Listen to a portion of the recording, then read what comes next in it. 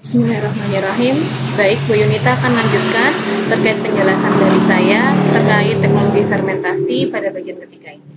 Jadi setelah kita pelajari apa itu definisi dari teknologi fermentasi, apa saja manfaat dan kegunaannya, jenis-jenisnya, sekarang kita akan belajar terkait faktor apa yang mempengaruhi fermentasi. Jadi, sebelumnya perlu kalian pahami bahwa dalam melakukan proses fermentasi, ini ada beberapa komponen yang harus disediakan atau harus ada. Yang pertama adalah medianya. Media ini sangat penting, khususnya terkait sumber karbon atau sumber C dan juga sumber nitrogen. Kenapa hal ini penting? Karena media ini sifatnya sangat spesifik untuk masing-masing mikroorganisme. Jadi misalnya kalau untuk numbuhin lactobacillus, pasti beda kebutuhan antara karbon sama nitrogennya dibandingkan dengan numbuhkan kapang aspergillus ataupun hamir. Sehingga harus ditentukan formulasi media yang tepat. Selain itu, ketika kita melakukan proses fermentasi, kita juga harus melakukan yang namanya sterilisasi media beserta fermentor atau bioreaktornya. Ini kenapa? Karena kita ingin menghasilkan produk itu yang berkualitas, yang tidak ada kontaminasinya, sehingga produk tersebut akhirnya menghasilkan rendemen yang juga optimal. Maka tidak hanya formulasi media saja yang diperhatikan, tapi juga kebersihan alat, maka alat dan medianya, sehingga perlu disterilisasi.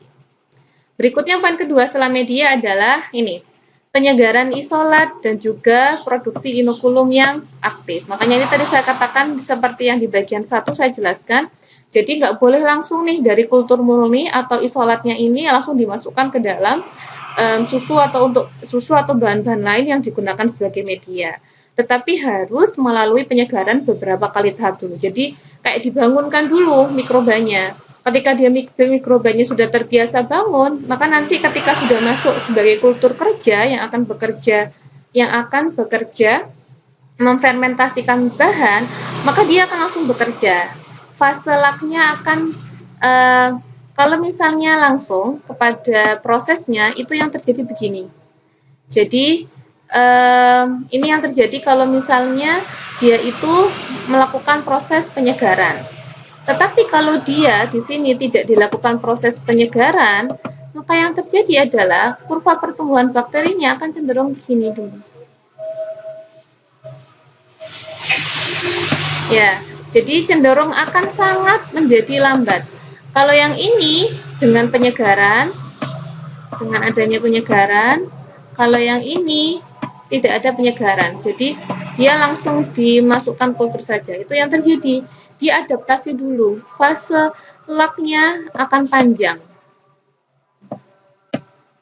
Fase laknya atau fase adaptasinya akan panjang, sehingga perlu adanya proses penyegaran tadi.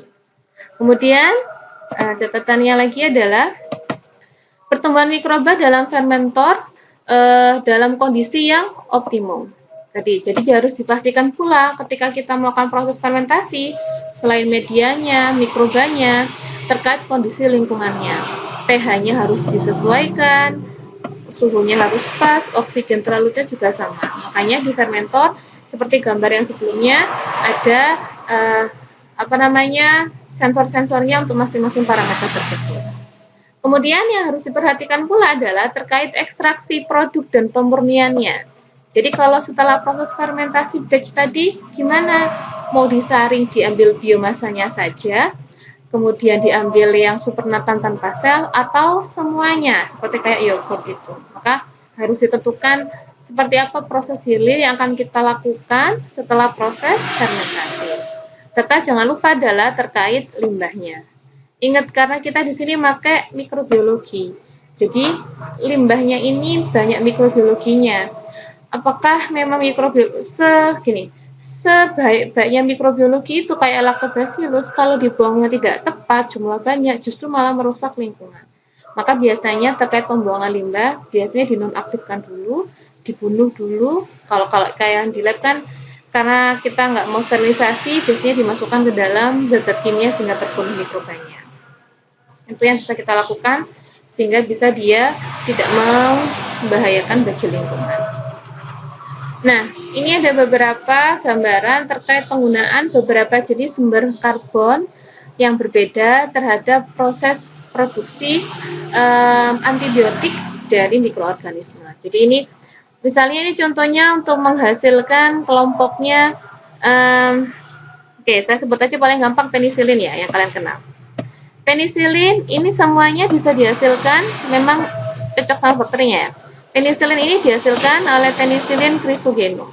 Tapi penisilin chrysogenum ini mau dipakai media yang apa? Bisa pakai yang galaktosa, bisa pakainya yang sukrosa, ataupun pakainya yang laktosa. Tapi sebenarnya di sini jurnalnya tidak menyebutkan hasilnya ya. Tapi yang pasti mikroba itu sangat enak kok dia itu. Dia itu tidak rewel kayak manusia. Maunya hanya makan burger tok. Nah, mereka bisa disubstitusi ke ada galaktosa, bisa pakai yang disakarida berupa sukrosa atau laktosa. Walaupun nanti mungkin di belakangnya ada sedikit yang berbeda hasilnya. Tapi di sini di penelitian ini secara umum terbukti bahwa tidak masih sangat unggul, mikroba ini bisa dimanfaatkan dengan berbagai tadi keterbatasan yang kita punya. Nah, kalau yang ini sumber C, jadi sumber karbon itu biasanya adalah dari kelompoknya simple karbon, kelompok monosakarida, disakarida ataupun kompleks seperti pati. Itu bisa dimanfaatkan sebagai sumber C. Yang berikutnya ini adalah sumber N. Kalau sumber O, oksigen kan tadi udara ya, aerobik. Kalau sumber N-nya ini biasanya dari komponen inorganik seperti amonia, kemudian ada nitrat, kelompok organik seperti urea, ini yang biasa kita pakai kalau mau bikin nata de coco, atau dari asam amino, alanin, arginin, aspartat, leusin, isoleusin, dan seterusnya. Ini sama saja proses pembuatannya adalah pembuatan antibiotik. Misalnya di sini antibiotiknya adalah eritromisin ya. Actinomycin saja paling banyak. Actinomycin. Nah, actinomycin ini yang dihasilkan sama Streptomyces phelvalus. Actinomycin ini tapi bisa menggunakan sumber N-nya berbeda-beda. Bisa isoleusin, bisa aspartat ataupun prolin.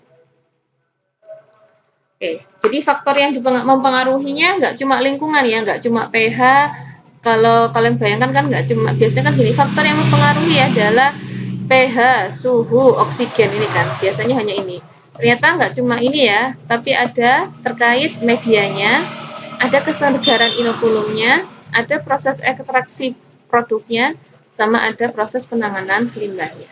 Jadi ada 5 faktor, yang 4-nya ini beranak pinak ya, pH, suhu, oksigen terlarut, ini aerasi, itu pengadukan, saya tambahkan juga ya. Ini biasanya sangat berpengaruh terhadap proses fermentasi. Aerasi itu dengan adanya bubble, atau dia terbuka atau tertutup. Nah, ini faktor-faktor yang harus diperhatikan dalam proses fermentasi. Oke, berikutnya nanti kita akan masuk ke dalam contoh-contoh fermentasi dalam agroindustri. Terima kasih.